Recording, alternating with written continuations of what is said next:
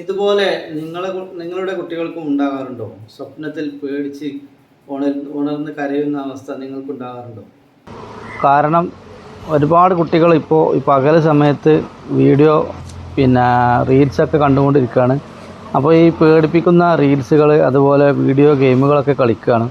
അത് കാരണമാണ് രാത്രി സമയത്ത് ഇതുപോലെ ഉറക്കത്തിൽ പേടിച്ച് ഉണരുന്നതും അതുപോലെ കരയുന്നതൊക്കെ.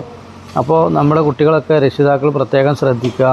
പകൽ സമയങ്ങളിൽ അവർ ഇത്തരം പേടിപ്പിക്കുന്ന തരം റീൽസുകൾ കാണാറുണ്ടോ, അല്ലെങ്കിൽ ഈ അടി കൂടുന്നതും പല രീതിയിലുള്ള വീഡിയോസും ഇപ്പോൾ യൂട്യൂബിലൊക്കെ ധാരാളമുണ്ട്. അപ്പോൾ ഇത്തരം വീഡിയോസിൽ നിന്നൊക്കെ ഇവരെ പിന്തിരിപ്പിക്കണം.